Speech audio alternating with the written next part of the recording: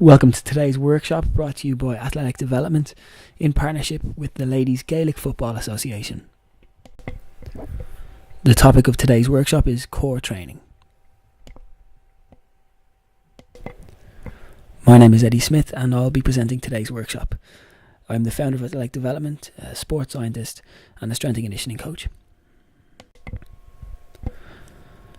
So to give you an overview of today's workshop, I'm going to introduce core training, looking at the what, why and how of core training.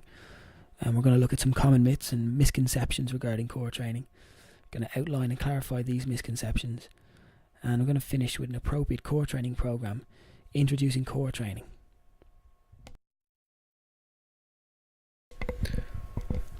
So what is the core?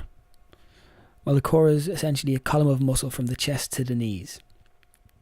This column of muscle includes the muscles of the abdominals, the buttocks, the thigh, hip and pelvis, and all the muscles of the lower back.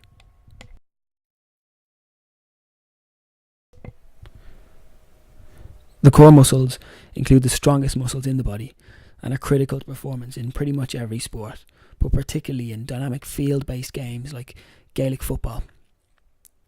For this reason, the core musculature is often known as the power zone, particularly in literature that comes from the States. So why is core training important for ladies Gaelic football?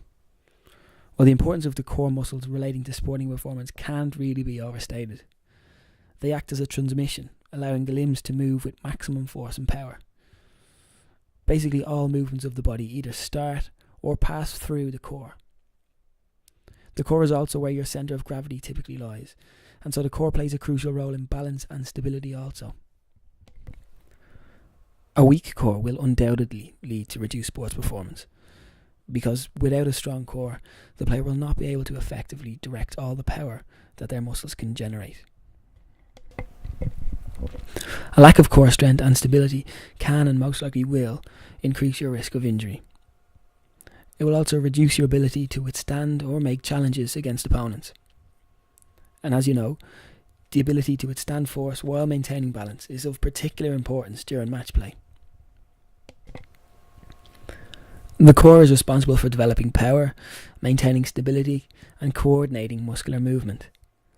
It's also responsible for supporting posture, creating motion, absorbing and generating force throughout the body. Contracting or tightening the core muscles creates a solid base of support, allowing the generation of smooth, powerful movements. If you think of contracting your stomach muscles as tight as you possibly can, this being a 10 out of 10 contraction. Now if you ease off a little bit to around a 5 out of 10 say, this is activating your core, switching on your core muscles, making them ready for sports performance. As with all forms of training, there's a lot of myths and misconceptions surrounding core training, and we're going to look at a couple of these now. The first common misconception is the idea that the core is all about the abdominals, and the six-pack abs mean a good core. And six-pack abs are all well and good and they might look great, but that's more to do really with low body fat percentage than particularly core strength and stability, say. As we know, there really is much more to the core than purely just the abdominal muscles. As I mentioned, the column of muscle considered the core really takes in all of the muscles from the chest down to the knees. I have highlighted some of these muscles here. It's not important to think about the individual names of the muscles, but to be aware that there is a lot of muscles working together as part of the core. Another common misconception is that core training is just a training fad or the latest buzzword. And there is a lot of training fads that come and go within strength and conditioning and within the fitness industry in a broader context. However, core training is a fundamental part of a strength and conditioning program for elite athletes across pretty much every sport, from rugby to soccer, golf and Gaelic games. So for many athletes and coaches, core training might be considered to be just that. I mean, the core of your strength and conditioning training. This foundation that allows you to go and build your strength, your stability, your balance, agility, speed, whatever it may be, it all comes back to the common thread of core training, the importance of the core muscles in everything we do. And as such, it can't be considered to be a fad or a current buzzword. It's something that has to be developed from an early age and gradually progress throughout your sporting career. The final misconception or myth that we're going to look at is the idea that core training must be done using a lot of equipment or high-tech gadgets and gizmos. There certainly is loads of equipment available that may be used to train the core muscles, and I'm sure you have seen some of the many gadgets that are out there. Now, some of this equipment may be helpful, other pieces of gear maybe not so much, and there certainly is a lot of gimmicky products out there. But you can, as a beginner, quite effectively train your core muscles with simple bodyweight exercises that you can do on the pitch, at training, or at home. So you don't really need to rely on any high-tech or expensive equipment while you're starting out. And these bodyweight exercises are going to make up the introduction to core training program that you're going to see at the end of this session. So I'll ask, looking at this slide here, who has the best core strength? And the answer? Well, it's not that simple, as we know. All have great core strength and stability, but it's used in different ways. It's not all just down to looks, and also it's not all down to sheer size. It's about developing the right level of core strength and stability for your needs to meet the demands of your sport. The benefits of strong, stable core muscles are immense and highly desirable in any competitive sport, particularly the dynamic field-based sports like Gaelic football. Some of these many benefits include increased power development, increased strength, improved stability, more efficient movement, achievement of top speed and agility, and reduced risk of injury. Together, these benefits lead to the ultimate goal of core training, which is enhanced performance. Before beginning any core training program, it's important to note a couple of key guidelines. Core training programs should be designed to improve performance over an extended period of time. It's not about a quick fix or a fast solution. Gradual progression should be followed, and fundamental exercises must not be skipped over. As I said, body weight should be used before adding any weights or looking to use any sort of high-tech equipment. Rest periods are important, and rest between exercises is important to avoid muscular fatigue and injury. Mentors and coaches must recognise core training as a technical form of training that requires players to be fresh and free from fatigue in order to train correctly. Before beginning a core training program, try activating the core, practicing the neutral spine position. I already spoke about tensing the abs to around 5 out of 10 level. With core training, variety is key, and athletes should use different exercises in each session. Combining core strength, stability and flexibility exercises ensures that the player develops their core in a balanced, healthy manner. Players should begin with simple, static core exercises and progress to the more complex, dynamic ones. For beginners to core training, it may be helpful to follow some simple guidelines. The frequency of your core training sessions should be 1 to 3 days a week. The type of exercises should be a mix, including different exercises in each session. The number of exercises per core training session can be around 4 to 8. Reps can be 5 to around 10, or around 20 to 30 second holds for the static exercises. 2 to 3 sets is decent for beginners, and a duration should be around 10 to 15 minutes and doesn't need to be much longer. These are general guidelines, and you should follow the individual guidelines for each exercise as provided, where they may differ.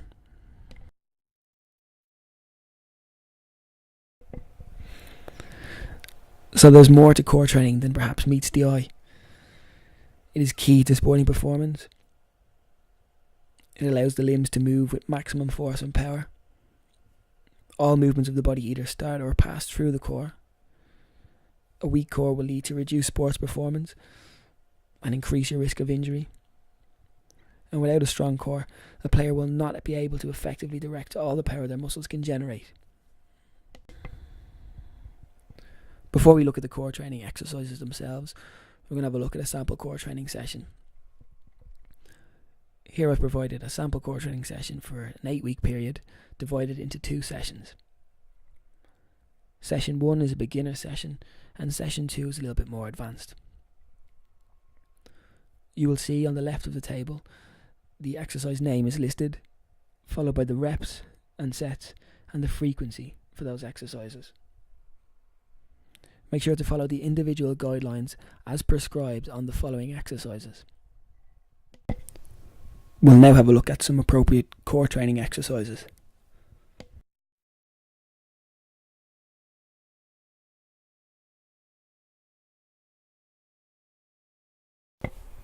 Plank. Begin on all fours. The elbow should be positioned directly below the shoulders. Extend arms and legs so that the feet and forearms are supporting the body. Raise the body, achieving a straightened plank position, where an imaginary line can be drawn from the heels, through the ankles, knees, hips, torso and shoulders. Athletes must tighten their abdominal muscles to achieve and maintain this plank position.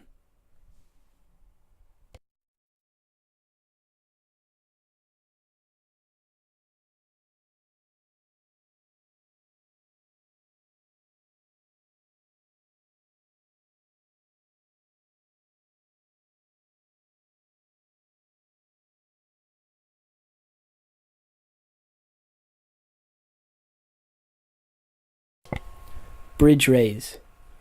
Begin in a sit-up position as shown. Elevate the hips so that there's a straight line from the knees right down to the torso and the chest. Tighten your abdominal or tummy muscles so that the core is activated. Hold the hips elevated position for 3 to 5 seconds before returning to the starting position and repeating for another rep.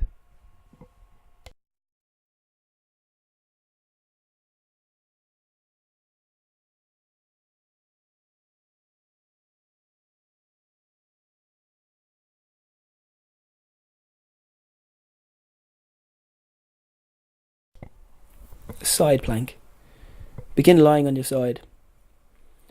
Push up so that one foot and hand are supporting the body. Raise the body, achieving the side plank position, where an imaginary line can be drawn from the feet, through the ankles, knees, hips, torso and shoulders. Athletes must tighten their abdominal and tummy muscles to achieve and maintain this position.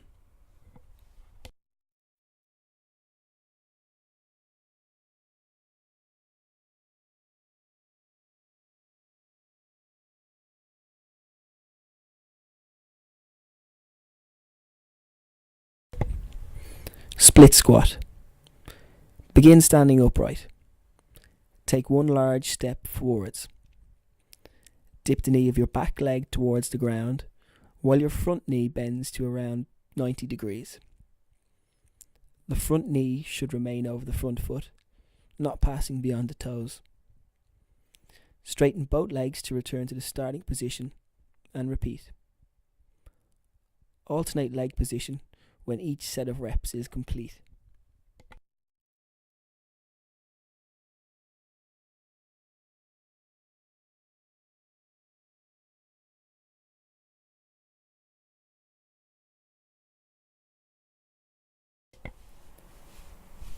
Back extension.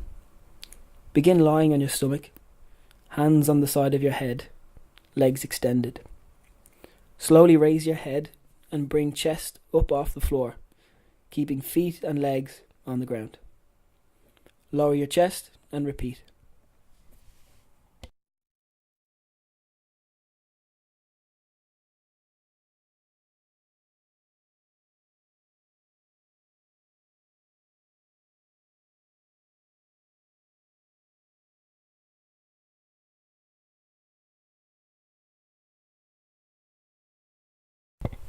Cat stretch.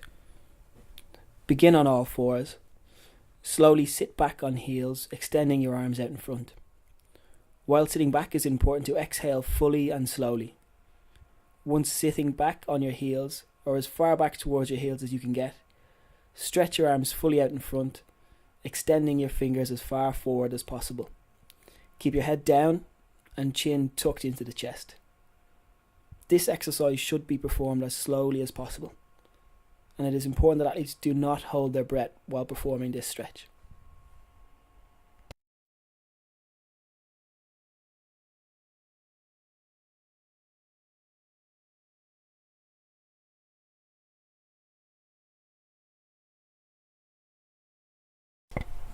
Cobra stretch. Begin lying on your stomach with legs fully extended and feet on the floor. Place your hands at shoulder level on the ground and slowly extend your arms while exhaling slowly. The lower body, from hips down, should remain in contact with the ground throughout the exercise. The chest and head should be elevated as high as is comfortably possible without any pain in the lower back. Again, this exercise should be performed as slowly as possible.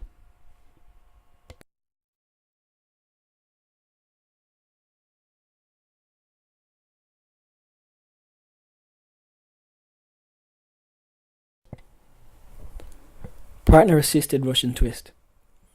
An athlete begins in seated position with feet elevated and ankles crossed. Standing to the side, your partner passes you the ball or medicine ball. The athlete receives the medicine ball, twists to bring it across your body and touch it off the ground. Then twist back towards your partner and pass the medicine ball back. Repeat this sequence for a desired number of reps and then alternate rolls.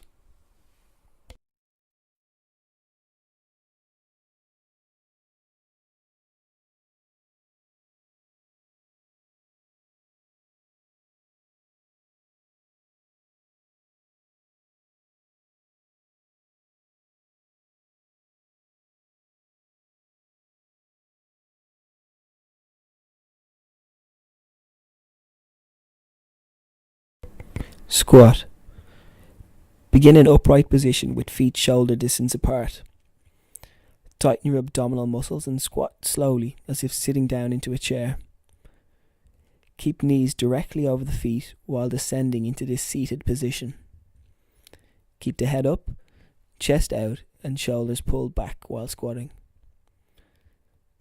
Squat into a seated position. That is roughly where your buttocks is just in line with your knees. And then straighten your legs, slowly, returning to the starting position. It is important that you do not bend your upper body while performing the squat.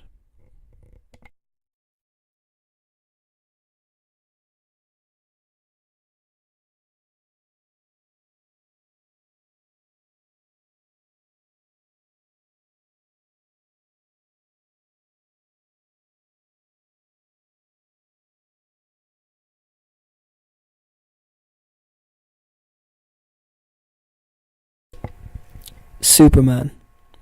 Begin on all fours. Tighten your abdominal or tummy muscles to activate the core. Slowly kick back your left leg while extending your right arm forward, achieving a straightened position from ankle, knee, hip, right through torso and the outstretched arm.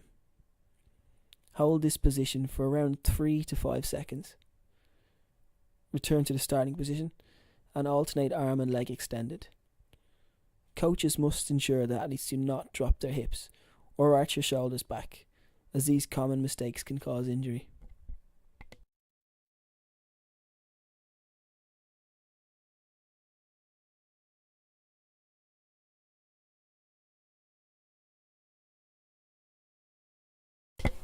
Drag walking. Both athletes begin in squatting position with feet shoulder width apart. Holding hands, one athlete pulls the other while walking backwards. The second athlete resists this pull while leaning back slightly. The pull should not be jerky and the athlete being dragged must go with their partner by walking forward in small steps, but should do so slowly, providing some resistance, but not enough to prevent movement. This is repeated for a desired number of reps and then rolls are reversed.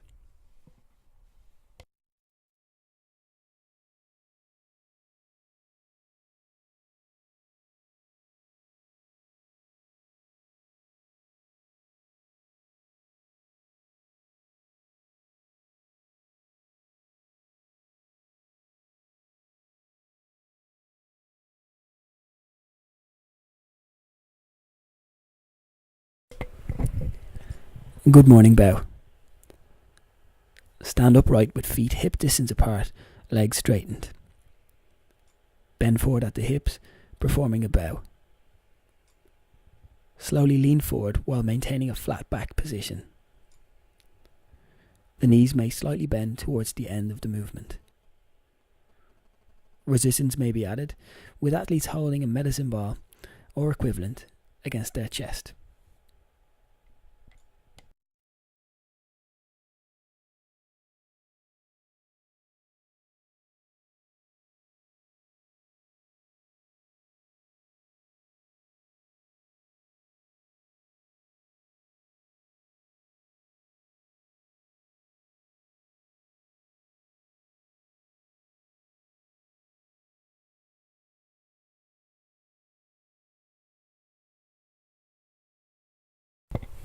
Cat stretch.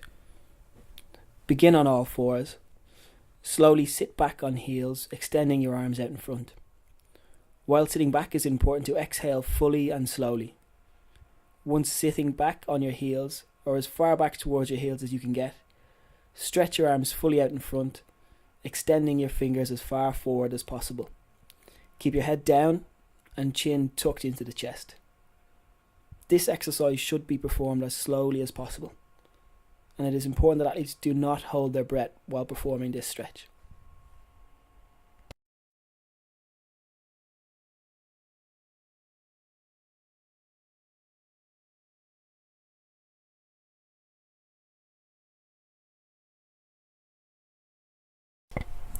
Cobra stretch. Begin lying on your stomach with legs fully extended and feet on the floor. Place your hands at shoulder level on the ground and slowly extend your arms while exhaling slowly. The lower body, from hips down, should remain in contact with the ground throughout the exercise. The chest and head should be elevated as high as is comfortably possible without any pain in the lower back. Again, this exercise should be performed as slowly as possible.